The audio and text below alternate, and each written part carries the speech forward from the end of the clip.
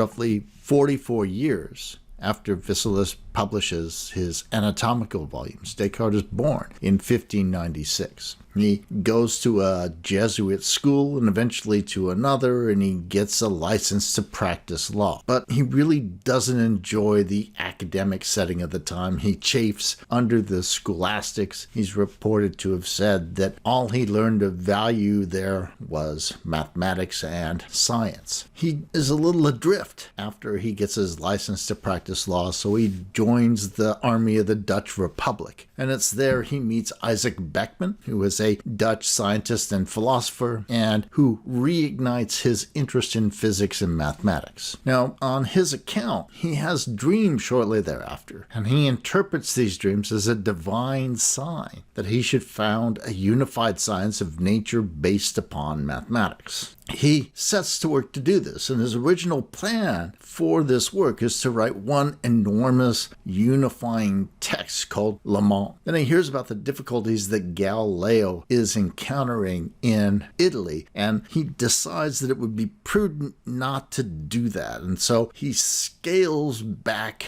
his ambitions, and he starts to try and formulate and publish parts of Le Monde that he thinks will be acceptable, and he'll publish them primarily in French so that they can have a potentially wider audience, which was something that Galileo did, which helped to shield him a bit from concerns and charges that were eventually brought by the church. The work we'll focus on primarily is Meditations on First Philosophy. We'll focus on it primarily because that's what most philosophers and undergraduate classes deal with. It was published in 1641, and it proves important really for two reasons. One, because Descartes is a scientist and a mathematician. He's a polymath. He brings the mentality of scientific explanation to philosophical speculation regarding the mind. So, in formulating his oppositional substance dualism, he formulates it as an oppositional dualism. That is, he's quite clear about the nature of the properties that are definitive of these two different kinds of substances. So he states that physical substance can have number, it can have dimensionality, it can have length and width and so on. It can have those sorts of characteristic properties that are definitive of the physical. The mental has none of these things. The mental has no dimensions. It has no number. He famously argues that the mind isn't broken up into parts. You can carve a human body up and scatter it all around Long Beach. By the way, don't do that, but you can do it. But you can't, he says, carve up a mind into pieces and scatter it all over Long Beach. So he's very explicit and rigorous in the way he approaches formulating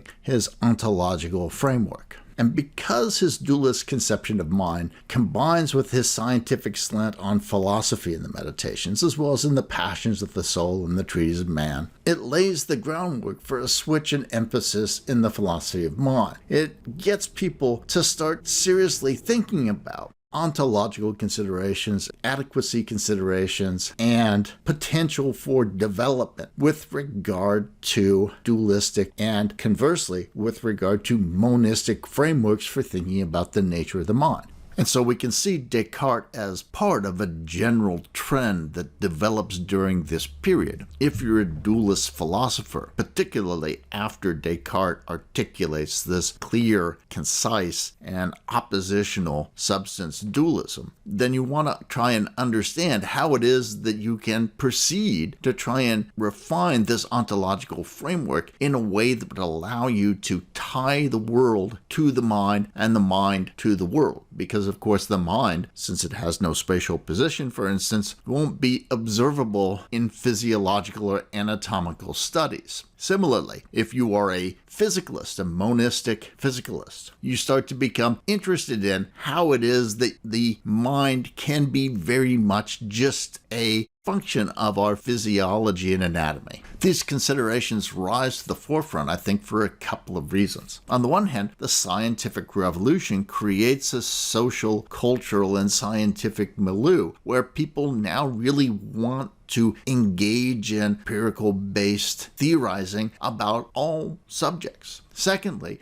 The reinvigoration of anatomy and physiology provides data, methodologies, and stimulates people's interest in solving problems related to anatomy and physiology. And finally, and particularly, I think Descartes plays a large role in this, by more rigorously and systematically characterizing ontological frameworks, it becomes much more clear how they relate to the phenomenon. That is, what potential promise they have and what potential difficulties they have. The research program for an ontological framework to develop into a more systematic treatment of mental phenomenon now becomes clear for these two different ontological frameworks. On the one hand, the oppositional substance dualist, and on the other hand, the physicalist monist.